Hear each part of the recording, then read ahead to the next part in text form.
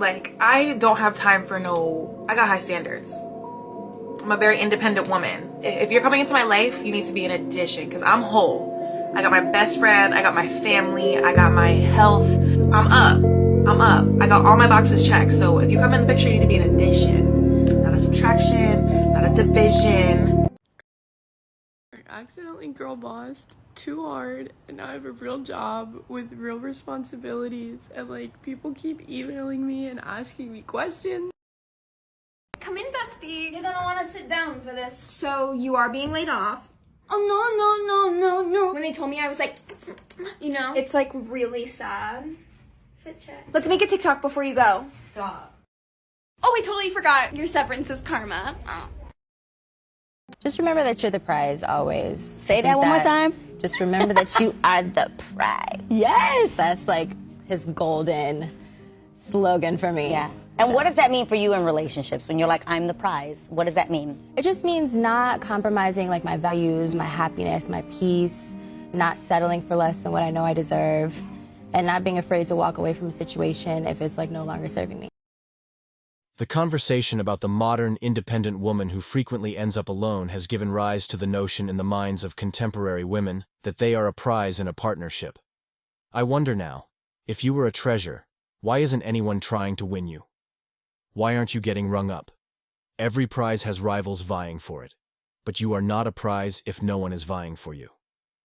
Nowadays, a lot of women claim to be self-sufficient and to not need men for anything. But the first thing they do is call a male when something breaks at home or in the car. They overlook the fact that a man created their bubble of safety. The idea that they are a prize, that they should be treated fairly, and that they should elevate their expectations has been ingrained in this generation of entitled women. On the dating chart, these are the ladies who get unmarried the most. They want to succeed and feel like boss ladies. But when they do, they find that guys don't want to interact with them. Guys like them are more interested in the ordinary town girl or the cafe lady. Your wealth, your social standing, or whatever else you value highly doesn't really matter to me. I want to see what you offer to my life as a male, as the previous woman said. If you are feminine, courteous, listen to me, and watch out for me. Whether you perform acts of service, and whether you are the proper size for me. We come together as a team. These ladies are nothing more than a boss who dictates everything to you and is just concerned with your money. Despite the fact that it sounds ridiculous, they even have the gall to declare themselves the winners. Man, I feel lied to by the culture. But I'm gonna take full responsibility there, man. I fell for it. I fell for the boss bitch, I could do everything by myself, that hyper independent bullshit. And I'm 31 now, and I still don't have kids. I still don't have a family. I was focused on trying to get after the bag and all this. Yo, what? I'm in a place now in my life where I'm reevaluating everything. My values, my perspectives, what I really want in the future. And what I really want is a family. I feel like social media or just everything around us, society in general, wants to push that the woman is the future. No, the family is the future. I'm not gonna cry. Say it. I'm not gonna cry. You're not crying. Don't cry. Smile. If you ever run across a man that says, I just want somebody to love me for me, bitch, run, okay? Please run, because that man is a grade A fuck up and a dumpster fire waiting to happen, right? Because that was his way of saying, without saying it, that the last bitch didn't put up with my shit, so I got to prep and prime the new bitch that I'm going to fall short. And I have to put it in a way that makes her feel bad about me falling short, or feel bad about having an issue with the fact that I'm falling short because nobody loved me for me. Run. Because this is 2023 and our love now has conditions. We are not out here willy-nilly loving niggas unconditionally. Our love has boundaries. Our love has conditions. Sir, go find you someone to love you for you. We wish you the best. Brothers, what this woman doesn't realize is that if she doesn't do it, another woman surely will. When you see this man with another woman living a good life, you'll feel jealous and start criticizing him. These women often criticize men, especially those of their own race, for everything. This constant criticism is why men are so particular about choosing their partners. Seeing a woman crying, brother, this is a crisis. Many modern women are experiencing nervous breakdowns due to the pressures of work, responsibilities, and singleness, leading them to rely on antidepressants more and more each day.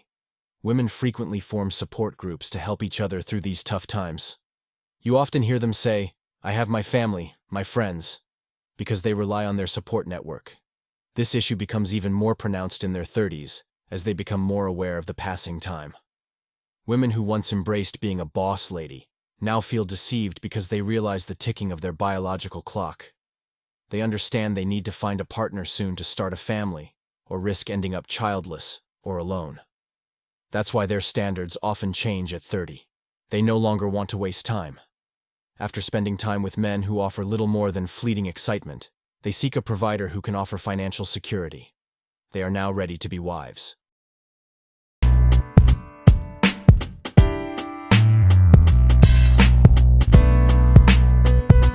I don't know what kind of things your Korean mom tells you, but my Korean mom has always been team don't get married, don't have kids. She's actually very pro have multiple boyfriends throughout the span of your life. Date them if you feel like it, break up with them if you feel like it. And she's like, if you do want to get married, her little motto to me right now is 결혼은 신중하게 하고 이혼은 빨리. Think long and hard about who you're getting married to, but if you want to get divorced, do it quickly with no hesitation. My mom is also the biggest girl boss, very anti-sprinkle sprinkle. Last night I told her, I was like, 남자는 나한테 돈을 줘야지. And this was her response. Because I grew up with that kind of an influence, he's never pressured me to get married or have kids. He's also never planted this idea that I need a man to take care of me. The only time I feel sad about being single is when I come on the internet and I see other girls being sad about being single. Truthfully, have never romanticized being a mother. Like, I was never one of those girls where I was like, I'm destined to be a mother. Like, I want a kid, want a family. My little life plan, backed by my mother, is to be in multiple long-term, short-term relationships with very cool men and just have a good time along the way. This is Korean Mother certified.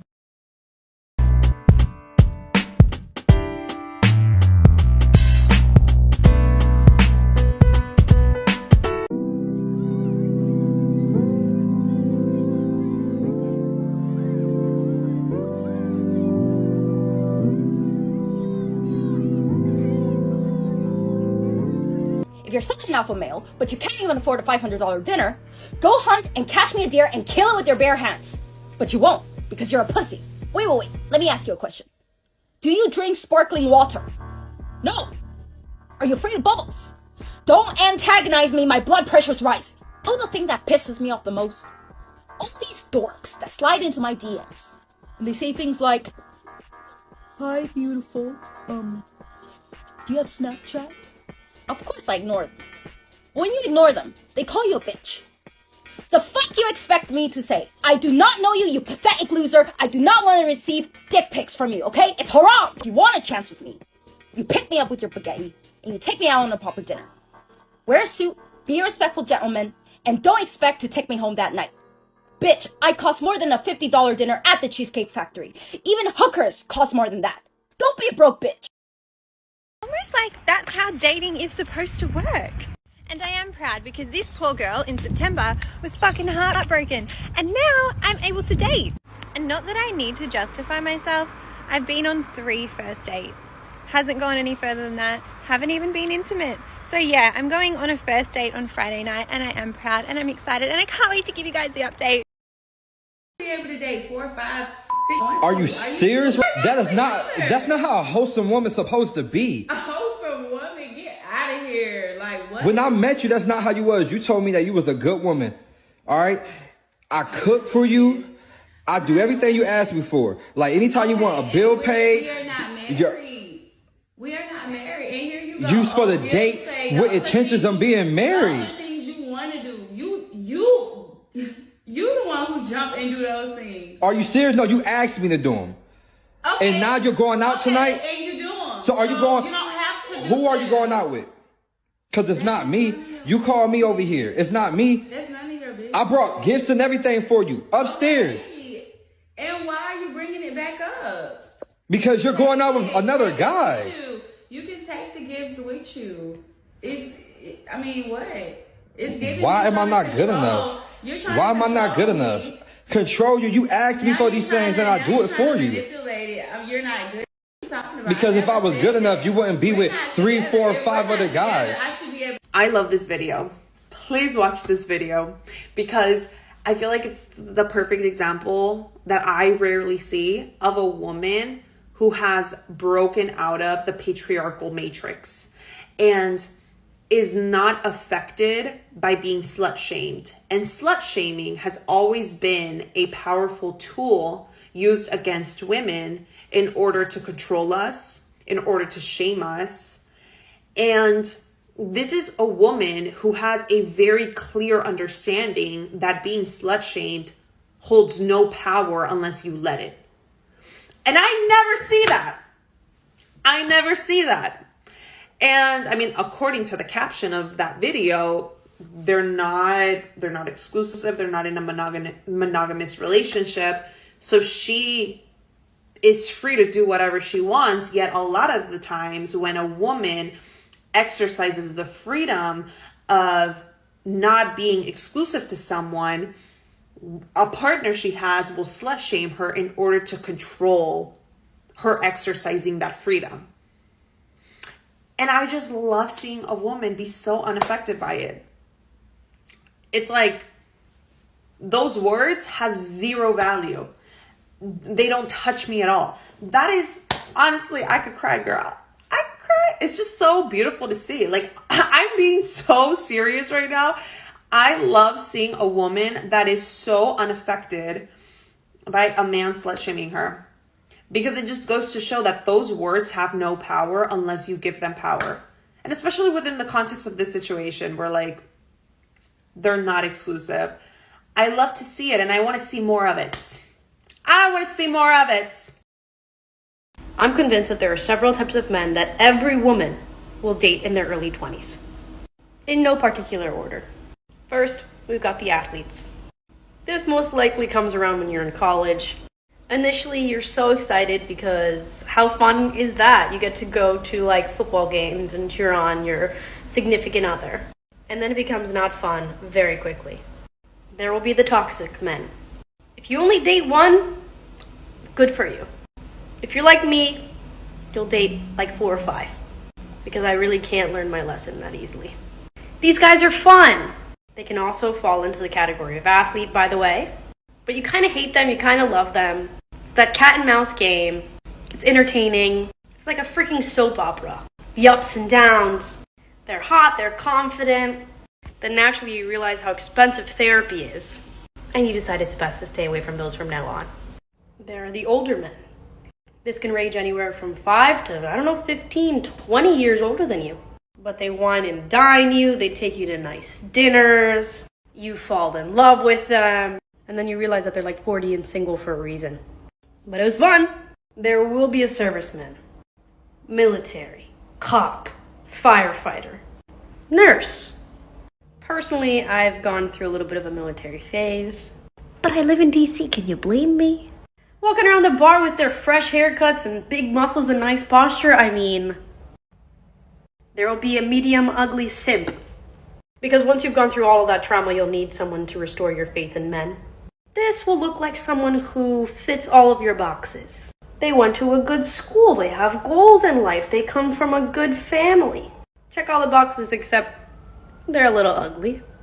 Every single woman in her 20s will have dated one of each type of these men. This trend of bare minimum is getting ridiculous. I can't even post a TikTok anymore appreciating my partner without people commenting that it's the bare minimum or I have low standards. You will have a hard time being in a happy relationship if you just expect more and more from your partner without appreciating the small things first. We both have the same type of man. Like, we like a nasty fucker. We like a fucking criminal. Like, straight up someone who is so visibly violent. Grand knowledge. That is our type. Like, someone that if we bring them home to our parents or show them to our friends, they're like, what the fuck is wrong with you? Why do they have gold teeth? You should never even have approached that man in the first place. That is someone who will lead you into a violent and tragic death. And Natalie and I are gonna kill your dog. They're gonna They're gonna kill your dog. They're gonna kill or fuck your dog. And Natalie and I are like, hot. He's treating you right now is how he's gonna treat you forever. Oh my God. I don't want to hear it. Forever. In fact, it might even get worse. Mind blowing. Oh my God, my mind's blown. And that concludes today's discussion on MGTOW voice. Don't forget to like, subscribe, and hit that notification bell to stay updated on future videos. Share your thoughts in the comments below, and I'll see you all in the next video.